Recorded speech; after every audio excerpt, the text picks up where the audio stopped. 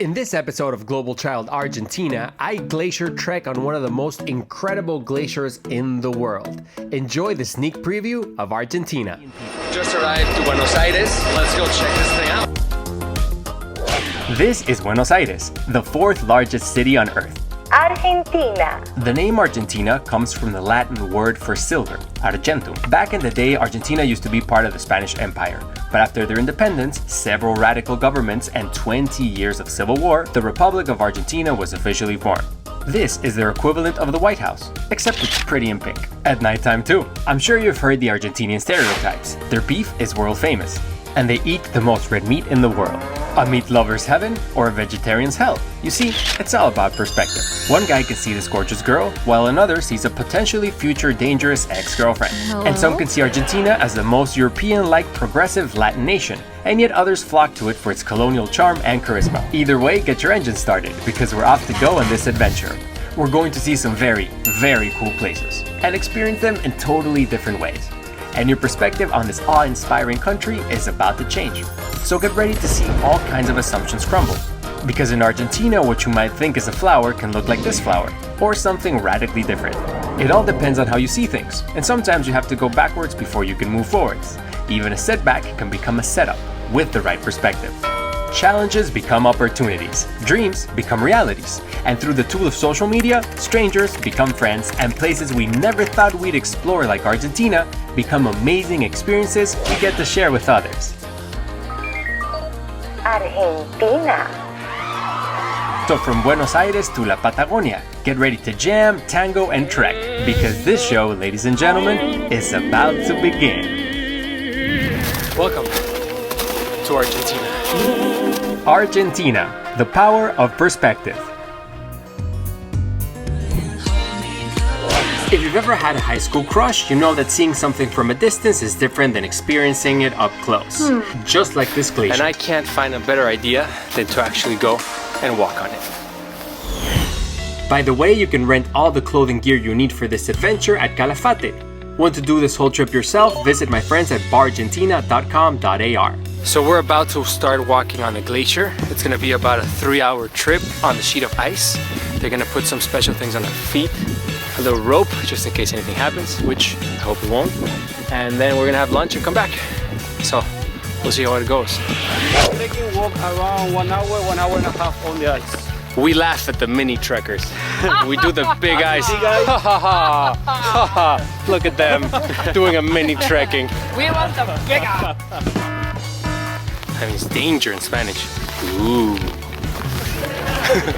You want to do the big trek. Skip the It's mini. amazing that even in this climate, you can still have beautiful flowers. The walk to base camp is surrounded by amazing waterfalls that feed the ice. After an hour and a half, we get to base camp where we check the gear and pick up the crampons. It's these metal things that let you walk on the ice. That's a lot of ice. It's not a special adventure unless you're wearing special shoes. Ladies, I finally feel your pain. This is how you're supposed to walk up the ice, or if you're trying to pick up a penguin. So obviously the glacier is fed by snow, but also by rain and waterfalls. You can see them up in the mountains. Fantastic landscape. The plateau of ice is immense. Sounds like cornflakes. They say growth doesn't exist in comfort, and comfort does not exist in growth. This trek will push your boundaries.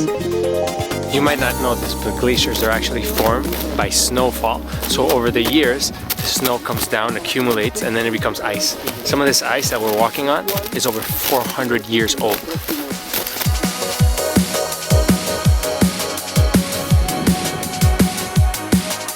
The rain and melting ice erode the surface. So the unforgettable landscapes that you see during the 3-hour trek change every day.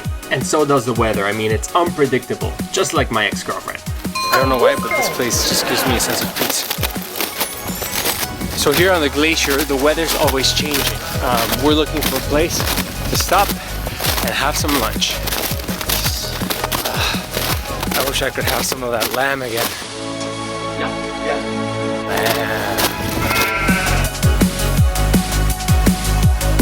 So at the hotel they prepare food for you, lunch, Argentinian empanadas. Always tastes better on a glacier. It's coming for us.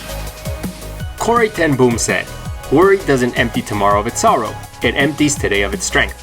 If worrying doesn't help, there's no point in worrying at all. Now, just like this glacier water, that's refreshing. That's real glacier water right there. Halfway through the glacier trek and my new perspective was about to be put to the test.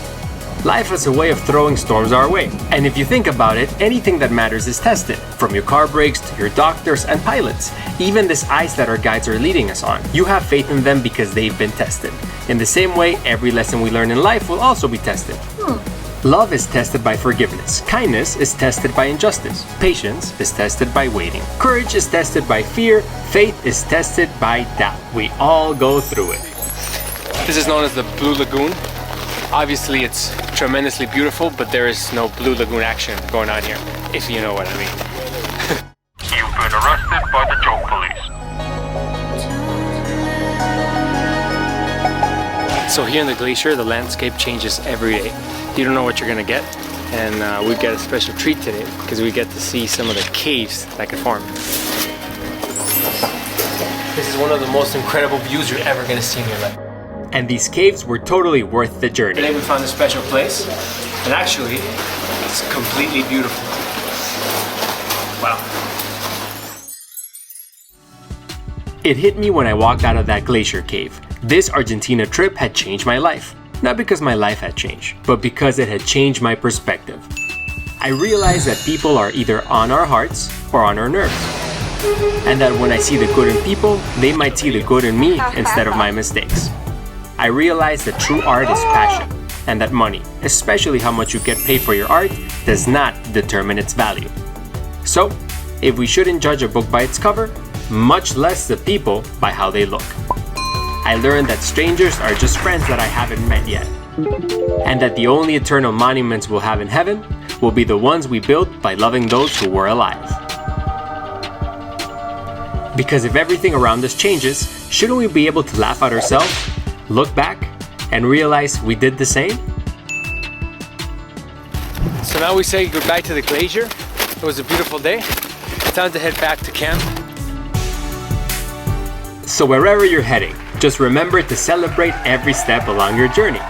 Because what might seem to be a dead end, with a slight change of perspective, could be the launching point for that dream in your heart. So lift your eyes and remember, the further you're going to shoot an arrow, the more you have to pull it back. The higher you build a skyscraper, the deeper the foundation has to go. So no matter what happens, just get back on track and see how beautifully your life unfolds. Bye-bye.